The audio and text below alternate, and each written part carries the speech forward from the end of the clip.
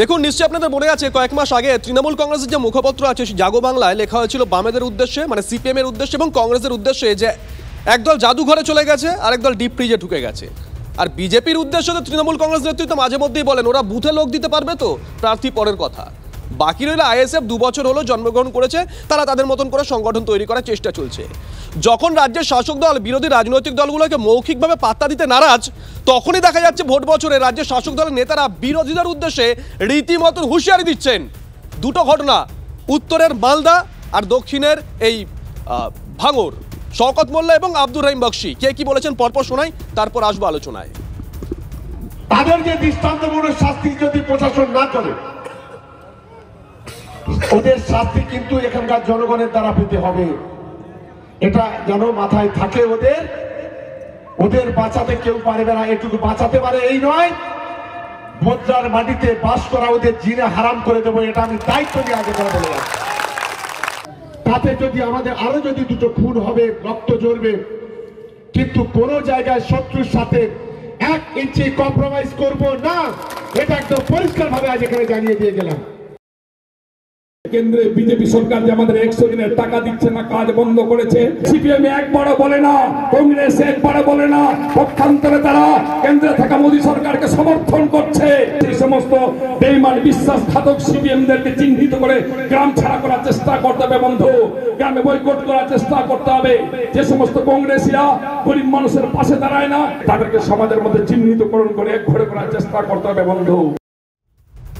তন্ময় প্রামাণিক আমাদের সঙ্গে রয়েছেন, আমাদের সহকর্মী। তন্ময়, লড়াই করার ক্ষেত্রে হোক বা জোট গড়ার ক্ষেত্রে হোক, তৃণমূল কংগ্রেস এ রাজ্যের অন্যান্য রাজনৈতিক দলকে ধারে ভারে পাত্তা দিতে নারাজ, 12 মাস এ কথা বলে আসেন, তাহলে ভোট বছরে নেতাদের মুখে এই কথা কেন?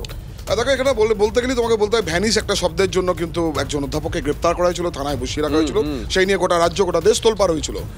সেখানে এই ধরনের মন্তব্য যখন একজন নেতা করছেন, কয়েকদিন আগে সন্দেশখালী ঘটনা ঘটে গিয়েছে, সেই ঘটনা নিয়েও কিন্তু শুধু রাজ্য নয় দেশ জুড়ে তোলপাড় চলছে। এই রাজ্যের একদম প্রশাসনিক অন্দরমহলে তোলপাড় চলছে যে এই ধরনের ছেড়ে রেখে দেওয়া হলে সেই নেতারা কি কি করতে পারেন এবং কি কি হতে পারে, সেই উদাহরণ জলজান্ত রয়েছে। সেখানে এইভাবে একদম বেঁচে থাকা মুশকিল হয়ে যাবে। এই অভিযোগ যখন মানে বক্তব্য যখন কোনো নেতা রাখছেন, তখন কিন্তু প্রথম কাজ হচ্ছে পুলিশে অ্যারেস্ট করা, আইনে যা রয়েছে।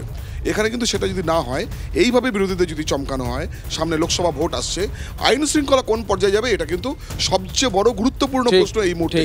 ফলে সেটা আব্দুর রহিম বক্সি হন বা এখানে শওকত মোল্লাই হন, যে কথাগুলো তারা বলছেন, সেই কথাগুলো কিন্তু এই রাজ্যের আইন শৃঙ্খলা পরিস্থিতির অবনতি ঘটানোর জন্য যথেষ্ট। এবং সেই সুযোগ তো বিরোধীরা নেবেনি, তারা বলবেন এই হচ্ছে সরকার, এবং সরকারের শাসক দলের নেতারা তারা বলছেন পুলিশ কোনো ব্যবস্থা নেয় না। অন্য কোথাও অবস্থান করলে পুলিশ তাদের বিরুদ্ধে ব্যবস্থা নেয়, তাদেরকে জেল কাটায়, তাদেরকে পুলিশ কাস্টডিতে নেয়। ফলে সামনে নির্বাচনকে লক্ষ্য রেখে ওই যে ভ্যানিস শব্দটা বলেছিলাম, কখনো পুলিশ সক্রিয় কখনো নিষ্ক্রিয়, সেই জায়গা থেকে কিন্তু আইন শৃঙ্খলার অবনতি হওয়ার প্রথম একটা পর্যায়ে। আর দ্বিতীয় হচ্ছে আরও বেশি করে কিন্তু কেন্দ্রীয় যে নির্বাচন কমিশন রয়েছে, তারাও কিন্তু এই রাজ্যের বিষয়ে আরও বেশি সক্রিয় হবেন, এমনটাই মনে করা হচ্ছে। বেশ কয়েকটা পলিটিক্যাল রিয়াকশন আমরা পেয়েছি, কে কি বলেছেন পরপর শোনাই। শওকত মোল্লা সাহেবদের সময় ঘনিয়ে এসেছে। ন্যাশনাল হিউম্যান রাইটস কমিশনের ঘোষিত উনি নটোরিয়াস ক্রিমিনাল, পোস্টপল ভায়োলেন্সে যেভাবে হিংসা করেছে, আমরা একটাও ছাড়বো না। ওদের মুখ থেকে এই শব্দ ছাড়া আর কি পাওয়া যেতে পারে? জিনা হারাম করে দেওয়া মানে কি বলতে চাইছেন উনি? কি ধমকি চুমকি দিচ্ছেন, আইন হাতে তুলে নিতে চাইছেন? পুলিশ ওনার বিরুদ্ধে কি সুমোটো করে ক্যালকাটা পুলিশ, সেটাও আমরা দেখার অপেক্ষা আছে।